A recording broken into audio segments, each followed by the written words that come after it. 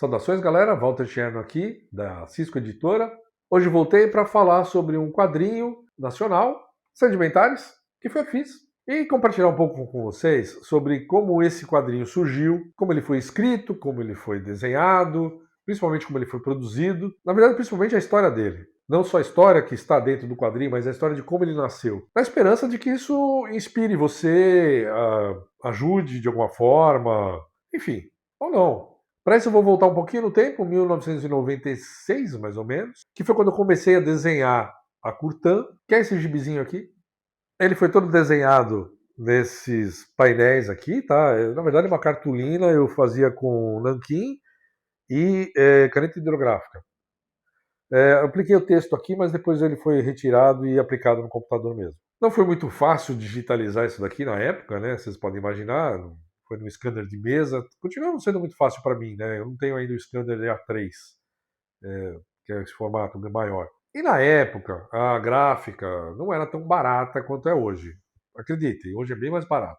No meio do processo existia a produção do fotolito, que é isso aqui, ó. Cada cor, um acetato próprio. Hoje em dia não se usa mais isso aqui. Vai direto do computador ou para impressão, dependendo do método de impressão, ou para a produção da chapa, que vai na impressora de offset. Mas na época o processo que tinha era esse daqui. E fazer cada um desses daqui era caro pra caramba. Bem caro. Eu acho que cada conjunto de dois fotolitos assim, corrigindo, hoje seria o equivalente a uns, sei lá, uns R$ 300. Eu trabalhava numa agência de propaganda, pagava faculdade, então não tinha dinheiro sobrando. E não pense que trabalhar em agência de propaganda te dá tanto dinheiro assim. Não dá hoje, já não dava na época também. Enfim, eu fui fazendo esses fotolitos do tipo 1, 2, 3 por mês no máximo. Então pode calcular aí que eu fui desenhando, transformando em arquivo de computador. Na época eu usava inclusive o CorelDRAW, não sei se você já ouviu falar. Que é o que tinha lá na agência. Eu usava o computador da agência depois do horário, não tinha em casa. Então, por isso que para fazer essa uma revistinha de 24 páginas eu levei 4 anos. Fui juntando uma grana também, né? E quando chegou lá em 2000, chegou a hora de lançar a minha historinha. Tá aqui, ó, gibizinho de 24 páginas, lançado em 2000, já faz 25 anos. Eu tinha 28 na época, faz as contas. Eu arranjei uma distribuidora, botei isso aqui em banca de jornal, botei em algumas livrarias, e aí eu vou ter que confessar uma coisa para vocês. Foram erros atrás de erros atrás de erros. Primeiro, fazer um gibi de 24 páginas, achando que eu vou conseguir dar continuidade nisso, até chegar, sei lá, que número, eu nem sabia em que número eu ia chegar para contar a história que eu tinha na cabeça. HQ nacional ainda, foi muita pretensão. Eu tive até um patrocinador, ó, uma tatuagem que tinha lá no Tatuapé, nem sei se tem mais.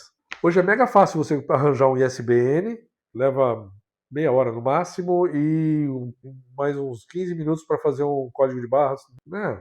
5 minutos. Nessa época, eu tive que entrar em contato com empresas que faziam ISBN e empresas que faziam código de barras. Foi um trabalhinho, viu? Aí coloquei isso na banca, obviamente não vendeu bem, não deu nem para pagar os custos, né? Foi um prejuízo do caramba. Vendeu uns 200 exemplares. Fiz até evento de lançamento e tal, mas não foi para frente. Então virou uma grande frustração, na verdade, essa minha empreitada. Foi daí, dessa frustração com o Curtan, que nasceu Cira. Em 2010 eu lancei meu primeiro livro, que é o Círio Velho. O Círio Velho era para ter sido também uma outra história em quadrinhos, aí não cometendo os mesmos erros de Curtan, só que no meio do caminho eu também mudei de ideia, não quis fazer um quadrinho e foi assim que eu entrei no mercado literário.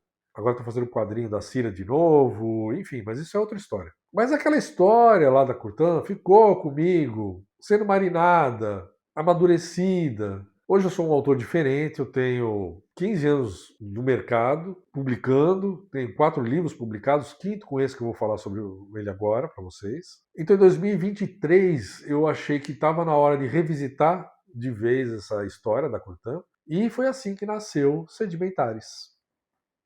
Então essa é a história de como o Sedimentares nasceu. Espero que isso ajude de alguma forma ou seja curioso de como era a produção há quase 20 anos atrás.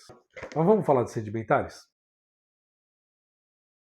Agora ele não é mais um gibi de 20 e poucas páginas esperando para ser contada a história, ele é uma, dizem por aí, né, novela gráfica.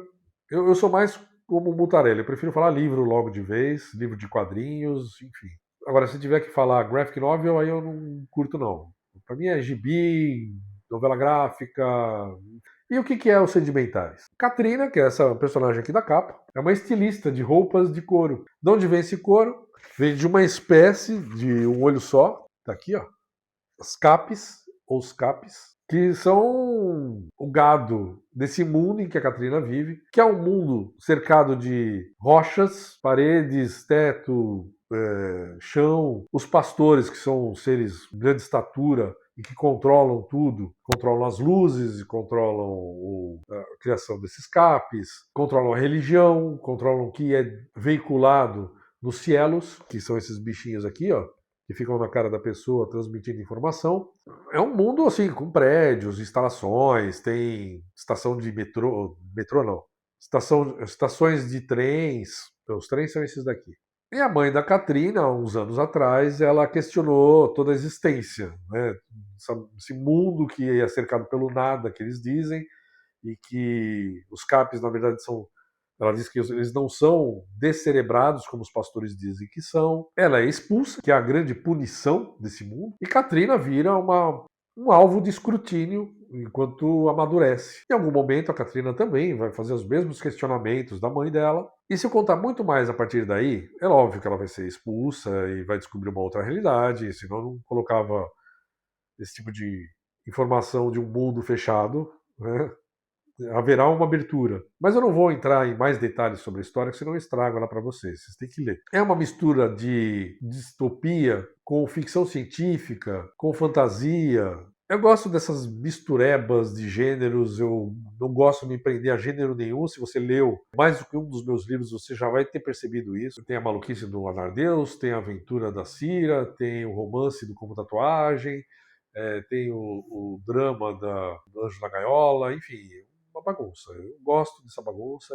Então esse daqui é meu quinto livro, Sedimentares. Ele está à venda... Agora é o jabazinho, hein? Ele está à venda na Martins Fontes e está à venda também no site da Cisco. Que se você assistiu este vídeo, vai saber que tem o cupom Sedimentares Vídeo 50. Se você colocar esse cupom, você vai ter 50% de desconto na compra dos Sedimentares. Mais o frete, óbvio. Então é só para quem está assistindo o vídeo, eu não vou colocar nem na descrição, vai ter que assistir para saber. Eu vou ler para vocês aqui, ó, um amigo meu, muito gentilmente, me deu a honra de escrever uma frase aqui para o livro, ó. Sedimentares é um respiro para a HQ nacional de ficção científica, com uma narrativa arrojada e original, nos remete ao que há de melhor na HQ europeia do gênero. Quem escreveu isso aqui foi o Alex Beer, vocês devem conhecer ele ganhou vários HQ Mix, é o autor de Orixás, e aqui fica meu muito obrigado essa frase generosa. Eu também pedi para Julia Moon e para o Léo. O Léo, inclusive, é autor deste HQ que a gente publica aqui na Cisco, que eu já fiz vídeo sobre ele, vale muito a pena, vai lá assistir. Mas hoje eu estou falando de Sedimentares, então pega seu exemplar lá na Cisco, ou também em qualquer livraria que você pedir, eles vão entrar em contato e vão pedir para você, mas é lógico que eu prefiro que você use aqui o cupom, você também vai preferir, e compre direto no site da Cisco. Eu espero que esse vídeo tenha te entretido, te ajudado de alguma forma, uma experiência de vida minha que eu estou compartilhando com vocês, às vezes pode não ajudar em nada, não inspirar nada, aí eu peço desculpas. Mas se ajudou, se inspirou, vou ficar muito feliz. Segue a gente nas redes sociais, né? O meu perfil, o perfil da Cisco, no canal do YouTube, ajuda bastante. Compartilha, curte, aquele papo todo. E não esquece de pegar o seu exemplar.